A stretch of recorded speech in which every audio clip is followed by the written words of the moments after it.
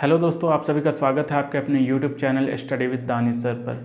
दोस्तों, ये आज का पहला क्लास होगा कंप्यूटर का, जिसमें हम लोग पढ़ेंगे कंप्यूटर एक परिचय, जिसको इंग्लिश में कहते हैं इंट्रोडक्शन टू कंप्यूटर। ठीक है। और वैसे विद्यार्थी जो झारखंड सचिवालय की तैयारी कर रहे हो, उसके लिए ये वीडियो बहुत ही ज़्यादा इम्पॉर्टेंट होगा। सो प्लीज़ वीडियो के अंत तक बने रहें और वीडियो को बिल्कुल भी स्किप ना करें। और क्लास स्टार्ट करने से पहले वैसे विद्यार्थी जो चैनल में नए हो, वो चैनल को सब्सक्राइब कर ले और साथ ही बेल आइकन को प्रेस कर ले, ताकि आने वाले वीडियो का नोटिफिकेशन सबसे पहले आप तक पहुँचे। तो चलिए क्लास को स्टार्ट करते हैं। यहाँ पे मैं बता देना चाहता हूँ कि ये चैप्टर का आप लोगों का 2 पार्ट में रहेगा, जिसमें आज हम लोग का ये पहला पार्ट होगा। ठीक है, पहला पार्ट होगा। और इस चैप्टर में हम लोगों को क्या क्या टॉपिक पढ़ना है उसको देख लीजिए। देखिए, पहला टॉपिक है आपका कंप्यूटर क्या है, व्हाट इज़ कंप्यूटर। उसके बाद यहाँ हम लोग पढ़ेंगे full form of computer, computer के फुल फॉर्म को। फिर हम लोग पढ़ेंगे उसके बाद कंप्यूटर सिस्टम के घटक, मतलब इंग्लिश में कहेंगे कंपोनेंट्स ऑफ कंप्यूटर सिस्टम। फिर उसके बाद हम लोग देखेंगे कंप्यूटर की विशेषताएं, इसको इंग्लिश में कहते हैं कैरेक्टरिस्टिक्स ऑफ कंप्यूटर। फिर उसके बाद है आपका कंप्यूटर की सीमाएं, जिसको इंग्लिश में कहेंगे लिमिटेशन ऑफ द कंप्यूटर।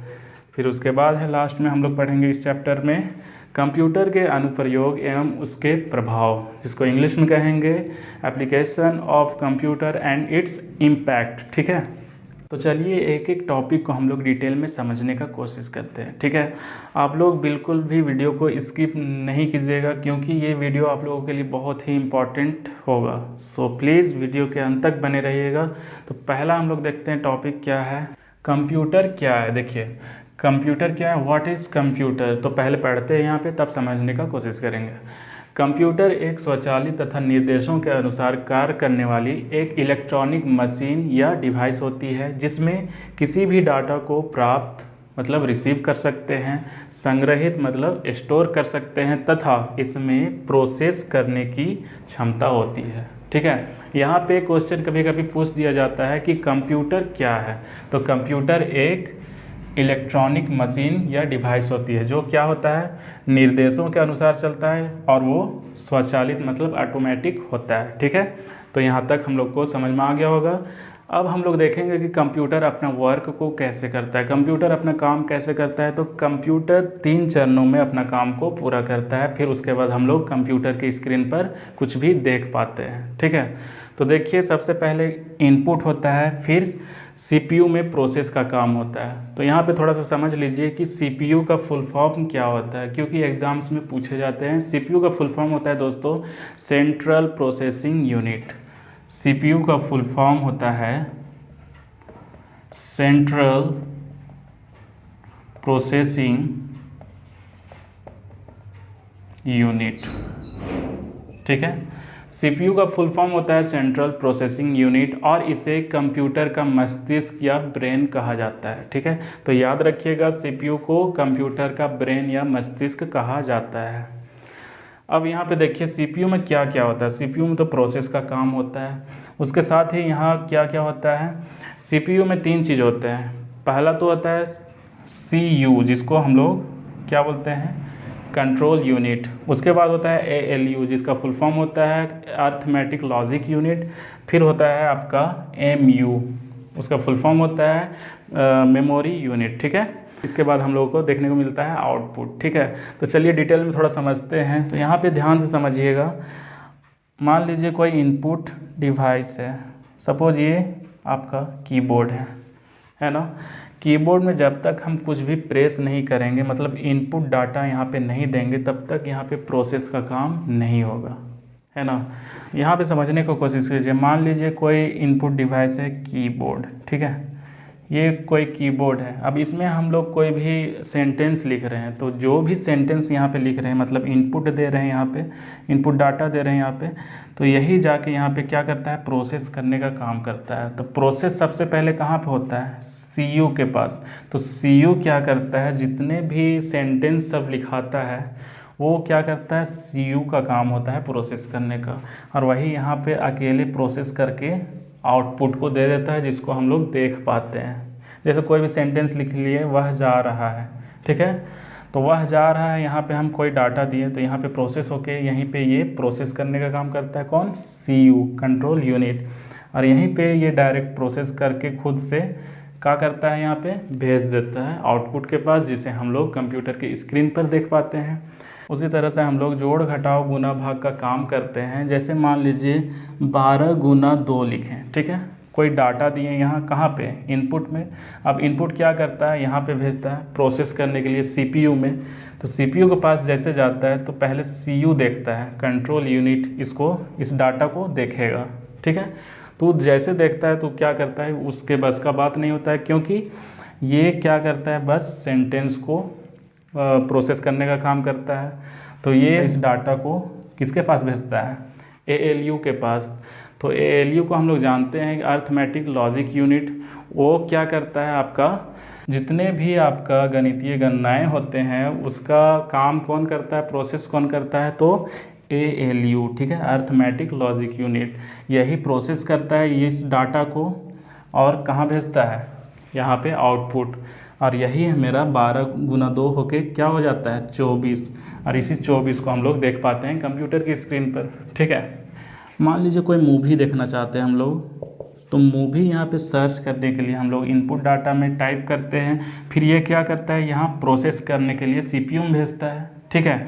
तो CPU में हम लोग जानते हैं 3 चीज़ होते हैं, CU, ALU और MU। तो CU का काम क्या है, वो सिर्फ सेंटेंस को प्रोसेस कर सकता है। ALU क्या करता है, वो बस जो भी जोड़ घटाव गुना भाग होता है वो ALU का प्रोसेस करने का काम होता है। लेकिन जो मेमोरी यूनिट होता है वो क्या करता है, जो भी मूवी डाउनलोड करना चाह रहे हैं या कोई भी वीडियो को डाउनलोड करना चाहते हैं तो वो यहाँ से जाएगा, यहाँ प्रोसेस होके किसके पास प्रोसेस होता है, तो MU में, मेमोरी यूनिट में प्रोसेस होगा।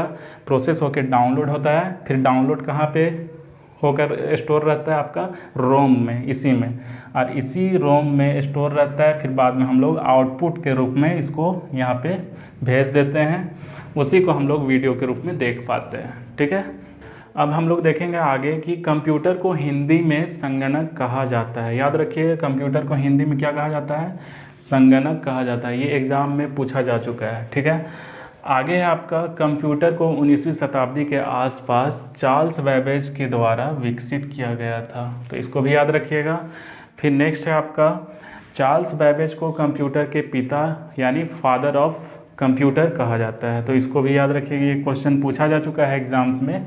तो ये सभी पॉइंट्स को आप लोग याद रखिएगा, चार्ल्स बैबेज को कंप्यूटर के पिता कहा जाता है। आगे है दोस्तों, यहाँ पे देखिएगा कि चार्ल्स बैबेज कहाँ के रहने वाले थे, तो चार्ल्स बैबेज लंदन के, इंग्लैंड के रहने वाले थे, ठीक है, जिनका जन्म कब हुआ था, 26 दिसंबर 1791 ईस्वी को हुआ था, तो इसको भी याद रखिएगा।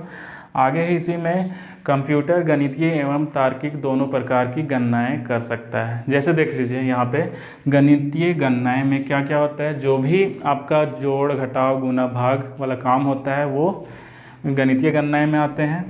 और तार्किक मतलब होता है आपका तुलना करना, जैसे बड़ा, छोटा, बराबर, बराबर नहीं है, उसी को यहाँ पे लिख दिए हैं, smaller than, greater than, equal to, not equal to, ये सभी क्या होता है, तार्किक के अंतर्गत आते हैं, ठीक है।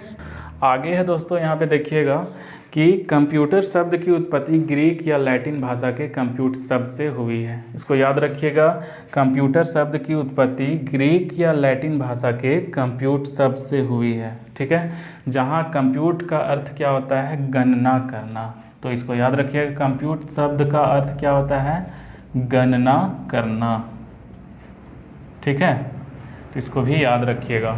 नेक्स्ट टॉपिक है आपका full form of computer. Computer का फुल फॉर्म, यहाँ से भी कभी कभी क्वेश्चन पूछ दिए जाते हैं, तो इसको भी जानना जरूरी है। देखिए, कंप्यूटर का फुल फॉर्म क्या होता है, C से होता है आपका कॉमनली, O से होता है ऑपरेटेड, M से होता है आपका मशीन, P से होता है पार्टिकुलरली, U से होता है यूज्ड फॉर, T से होता है टेक्निकल, E से होता है आपका एजुकेशन एंड R से होता है आपका रिसर्च, ठीक है।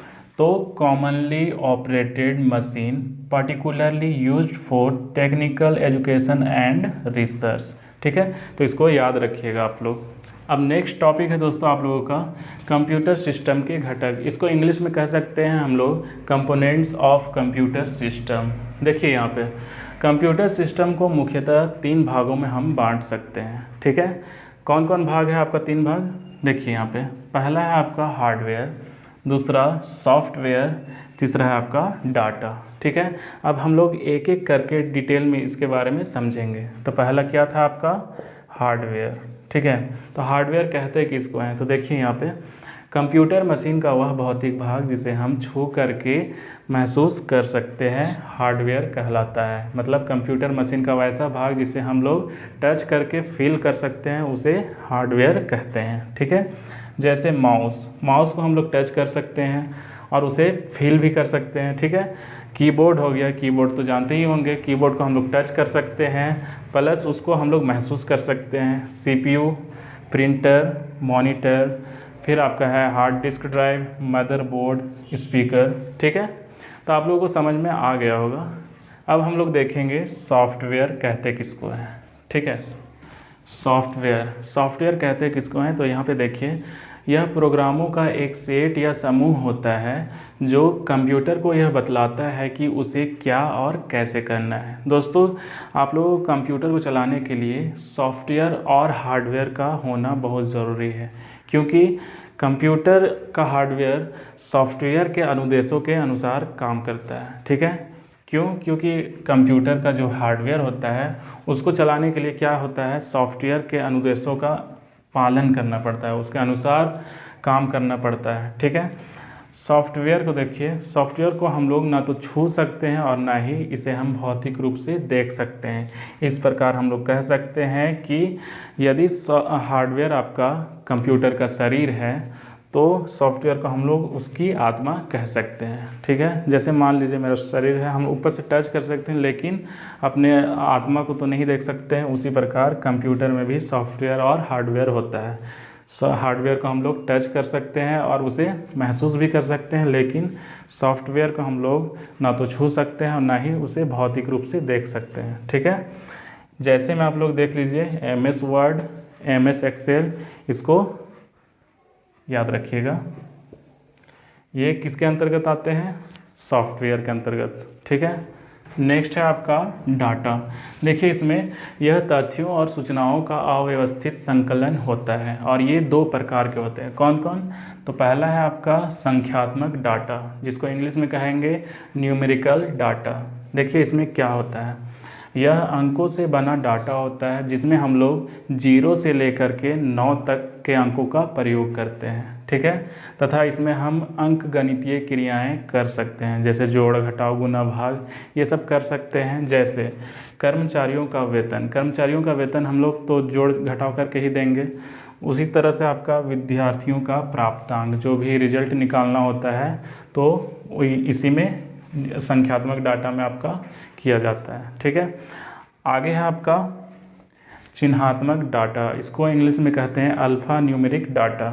देखिए इसमें क्या होता है, इसमें अक्षरों, अंकों तथा चिन्हों का प्रयोग किया जाता है। अब यहाँ देखिएगा आपकी यहाँ पे अंक लिखे हैं, तो देखिए यहाँ पे अंक लिख सकते हैं लेकिन यहाँ पे क्या करते हैं, गणितीय क्रियाएं नहीं कर सकते हैं। यहाँ जोड़, घटाव, गुना, भाग नहीं कर सकते हैं। बस हम लोग यहाँ पे किसी का 1 नंबर, 2 नंबर, ये जो सीरियल नंबर देते हैं, ये 1 नंबर, 2 नंबर, 3 नंबर ऐसे करके दे सकते हैं, लेकिन इसमें जोड़, घटाव, गुना, भाग नहीं कर सकते हैं, ठीक है। जैसे कर्मचारियों का पता लगाना है ना, यहाँ पे लिख दिए हैं अक्षरों से। कोई लेटर यहाँ पे हम लोग लिख करके किसी का नाम पता कर सकते हैं। उसी तरह से कोई अंक डाल सकते हैं। और साथ ही आप लोगों का यहाँ पे चिन्ह का भी प्रयोग किया जाता है। ये हो गया आपका @, फिर आपका हो गया $, ये सभी चिन्ह, जैसे जीमेल सब जो भी टाइप करते हैं इसी में हम लोग यूज़ करते हैं, ठीक है। तो आज का वीडियो यहीं पे समाप्त करते हैं दोस्तों। मिलेंगे इसी चैप्टर का पार्ट 2 वीडियो में, ठीक।